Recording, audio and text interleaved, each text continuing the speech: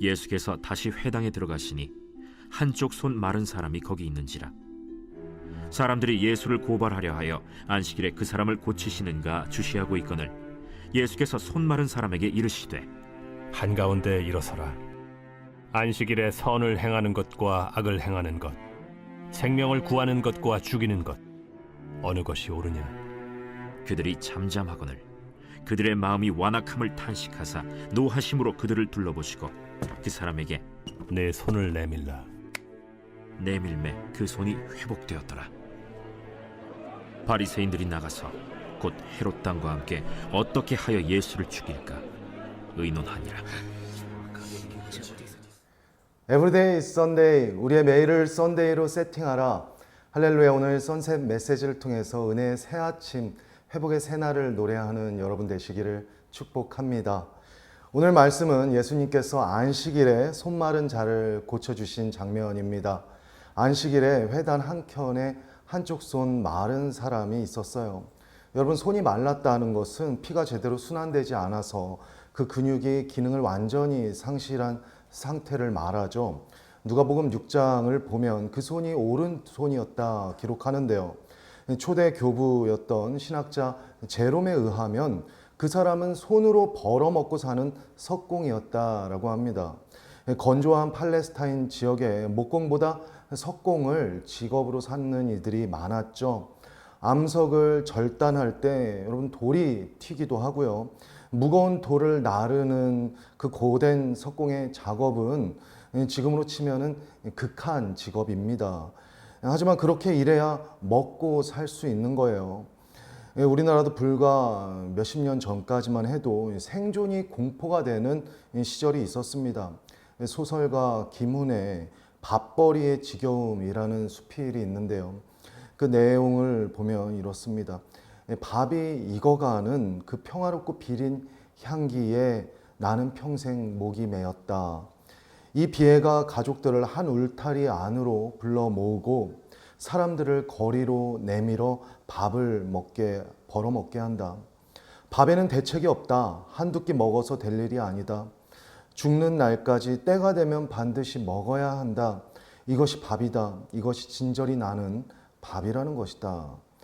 이 버거운 지겨운 밥벌이, 인생의 비애가 느껴지면서 이 석공인 한 손이 마른 사람 건장할 때 이 버거운 밥벌이에도 집에 돌아오면 참새 새끼들 마냥 입 벌리는 자식들을 보면 그들을 가정을 먹이는 보람으로 또 주어진 하루를 성실히 살아나갔을 것입니다. 그런 가장이었는데요. 어느 날 위험한 작업 중에 산재를 당한 것인지 또한 발병으로 인한 것인지는 몰라도 중요한 오른손이 저리고 피가 통하지 않으면서 근육이 완전히 말라 버립니다. 더 이상 힘을 쓸 수 없을 뿐더러 손을 움직일 수조차 없어요. 석공으로서 직업도 잃어버렸고요. 가장으로서의 가족을 먹여 살릴 수 있는 그 일도 할 수가 없습니다. 건장한 가장이 한순간에 불구자가 되어버렸어요. 굶주림에 시달리는 가족들을 위해서 무엇이라도 해야 할 텐데 무엇도 할 수 없는 자신의 무력함을 볼 때 정말 사는 것이 지옥과 같죠. 그럼에도 하나님을 향한 한 줄기 믿음이 남아 있었기 때문에 그 영혼은 망가지지 않았습니다. 더 이상 매일 아침 석공으로 출근할 수는 없지만 같은 시간 같은 아침 집을 나서요. 회당으로 출근을 하는 것이죠. 말씀을 듣고 기도는 할 수 있다. 그곳에서 나를 구원하실 오실 메시아를 그만큼 절박하게 기다리면서 예배했던 이는 없었을 것입니다. 안식일에 잘 차려입은 사람들이 저마다 점잖고 근사한 모습으로 자리에 앉아 있어요. 바리새인과 서기관들, 이 종교인들은 안식일의 규정을 훌륭하게 잘 지킨 이들이에요. 이들의 모습에서 남들은 근접할 수 없는 자부심과 이 높은 마음이 느껴져요. 아우라가 있어요. 사실 말은 안 해도 모두 다 같은 마음이거든요. 회당의 높은 자리를 차지하고 앉은 이 종교 지도자들은 순종해서 복받은 사람들, 믿음 좋은 사람들이고요. 회당 구석에 깡마른 손을 숨기고 앉아있는 그는 죄로 인해서 징계당한 사람이다. 그렇게 여기고 있습니다. 당시 사람들은 죄와 질병을 연관시켜서 생각했으니까 손마른 이는 죄인과 같은 취급을 당하고 움츠려 있습니다. 회당에 모인 수많은 사람들, 그 중에 그처럼 간절하게 주님의 구원과 회복을 바라는 이가 또 있었겠습니까? 하지만 하나님과 사람 앞에 그만큼 또 초라하고 움츠려든 이도 없습니다. 그의 마음은 절박함과 실패감을 오가고요, 간절함과 수치심을 오갑니다. 이때 예수님께서 이 손마른 자를 주목하며 바라보십니다. 회당 누구도 안식일에 고통하는, 안식이 없는 이 손마른 자의 처지에 관심을 두지 않았지만 주님의 마음과 시선은 안식일에 최고의 안식이 필요한, 간절히 안식을 원하고 회복을 원하는 이 잃어버린 양과 같은 이에게 시선이 향하고 있었습니다. 그가 바로 주님께서 사랑하는 양이기 때문입니다. 주님께서 기적을 행하시기 전에 이를 주목하며 말씀하십니다. 오늘 본문 3절 말씀, 예수님께서 손마른 사람에게 이르시되 한가운데서 일어서라. 쉴 새 없었던 그 삶의 버거움과 그 무거움을 안고 사는 이에게 내가 너의 버거움과 무거움을 안다. 내가 왔다. 무얼 부끄러워하고 무얼 주저하고 있느냐. 너와 상관없는 사람들의 시선과 그 모든 그 많은 것들을 신경 쓰지 말고 나를 보라. 한가운데로 나와 일어서라 라고 말씀하고 계세요. 간절함과 부끄러움, 그 소용돌이치는 모든 감정선을 뒤로 하고 예수님을 바라보고 한가운데로 나와라 말씀하실 때 그는 그 말씀 그대로 한가운데로 나와 섭니다. 기대감과 믿음, 불안이 그 안에서 교차하지만 회당의 온 시선이 그와 예수님께 고정된 그 순간 그는 주님 말씀 그대로 한가운데로 나와 섰습니다. 하지만 이 손마른 자의 손은 여전히 긴 겉옷 사이에 감춰져 있어요. 하지만 그 눈은 예수님을 바라봅니다. 예수님의 아름답고 깊은 눈을 바라볼수록 그 안에 불안은 잦아들고 믿음은 커지는 것을 느끼는데요. 예수님께서 손마른 이를 회당 중심에 세우시고 그를 바라보시고 또 자신을 예의주시하고 있는 바리새인들을 바라보시면서 안식일에 선을 행하는 것과 악을 행하는 것, 생명을 구하는 것과 죽이는 것 어느 것이 옳으냐라고 묻습니다. 생명과 회복의 안식일에 신음하는 한 생명에게 관심을 두지 않았던 서기관과 바리새인들은 아무 말 하지 못하죠. 그러자 예수님께서는 일어선 그 사람을 향해서 내 손을 내밀라라고 말씀하십니다.